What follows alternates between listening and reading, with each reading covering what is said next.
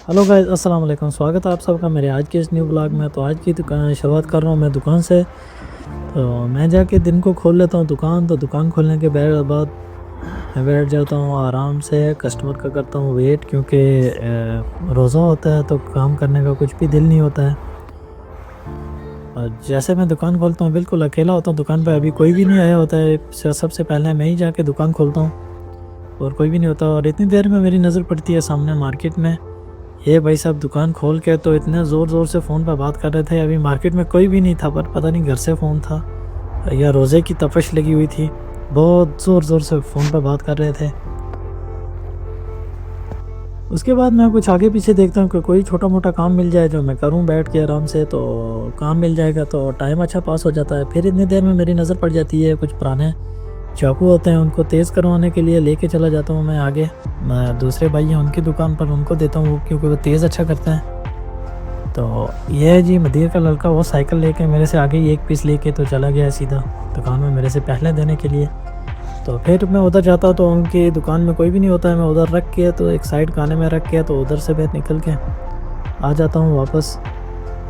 वो शायद कहीं बाहर गए हुए हैं, उधर रख के तो मैं उनको मैसेज कर देता हूँ कि आपके दुकान में मैंने रख दी है, वो चेंज उनको तेज़ कर देना। तो उसके बाद मैं आ जाता हूँ दुकान में, तो इतना देर में टाइम हो जाता है 4 साढ़े 4 बजे का। तो फिर मैं दुकान क्लोज़ करके निकल जाता हूँ बाहर सीधा अपने रूम की तरफ। व्यू आप चेक कर सकते हैं, बाहर का व्यू कितना अच्छा आ रहा था। तो ये है जी इस साइड में एक मार्केट। ये हर आदमी के नसीब में रिस्क नहीं होता है, पर ये आदमी है जिसकी कम से कम 40 दुकानें, एक भी दुकान जो किराए पे नहीं लगी हुई है, और बाकी मार्केट की कोई भी दुकान जो है वो खाली नहीं है, सब भरी हुई हैं। तो उसके बाद मैं निकल जाता हूँ सीधा अपने रूम की तरफ। तो मेरे को मिल जाते हैं एक नेपाल के भाई, मैं खड़ा होता हूँ तो वो कहीं आधे रास्ते तक ही जा रहे होते हैं। तो मेरे को बोलते हैं कि आ जाओ, मैं आधे रास्ते तक आपको छोड़ के तो उधर से वापस आ जाऊँगा, क्योंकि वो भी कहीं काम पे जा रहे होते हैं। तो उनके साथ बैठ जाता हूँ, वो मेरे को ड्रॉप कर देंगे आधे रास्ते तक। तो उधर से मेरे को एक ही लुफ़े का फ़र्क है, उधर से मेरे को 2-3 मिनट लगेंगे अपने रूम तक पहुँचने के लिए। तो यहाँ पे उतार के तो वो इधर से मुड़ जाते हैं दूसरी वाली साइड में। तो यहाँ से मैं निकल जाता हूँ पैदल ही सीधा अपने रूम की तरफ। लगभग यहाँ से मेरे को 2-3 मिनट लगेंगे।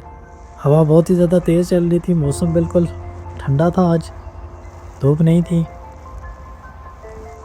ये है जी कुछ रास्ते के व्यू इस तरह के,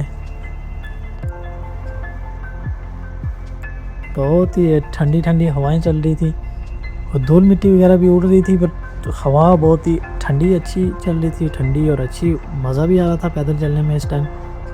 तो फिर आते हुए मेरी नज़र पड़ती है ये जो मकान किसी ने बनाया हुआ, बिल्कुल पहाड़ी के ऊपर मकान बनाया हुआ है किसी ने। हमारे वहाँ तो ऐसा नहीं हो सकता, बट यहाँ पे ये बिल्कुल पहाड़ी के ऊपर मकान बनाते हैं, एक पत्थर तक भी नीचे नहीं आता है यहाँ पे। ये चीज़ बहुत ख़ास मेरे को लगी यहाँ पे, एक पत्थर तक ऊपर से नीचे, हवा चले, बारिश आए, आंधी आए, तूफ़ान आए, कुछ भी आए, बट एक पत्थर तक ऊपर से नीचे नहीं आएगा। तो उसके बाद निकल जाता हूँ मैं आगे अपने रूम की तरफ। वीडियो में बने रहिए, आगे और भी आपको मैं भी एक पुरानी बिल्डिंग वगैरह है वो भी दिखाऊंगा आपको मैं। ये पहुंच गया जी मैं सामने अपने रूम के थोड़ा से बगल में। ये है जी बिल्कुल पुराने मकान, कच्चे मकान याददाश्त के तौर पे अभी भी हैं यहाँ पे। तो उसके बाद पहुंच जाता हूँ रूम में। तो फिर हमारे साथ आज इफ्तारी करने वाले हैं, ये यमन के भाई हैं, तो इनके साथ थी आज हमारी इफ्तारी। तो रूम में जगह कम होती है क्योंकि रूम हमारा थोड़ा छोटा है, तो फिर हम इफ्तारी का सामान लेके तो पहुंच जाते हैं उन्हीं की दुकान पर, उधर ही बैठ के करते हैं इफ्तारी। तो इफ्तारी करके तो आज की वीडियो में इतना ही, मिलते हैं नेक्स्ट वीडियो में, तब तक के लिए दीजिए इजाज़त। अल्लाह हाफिज़, बाय बाय।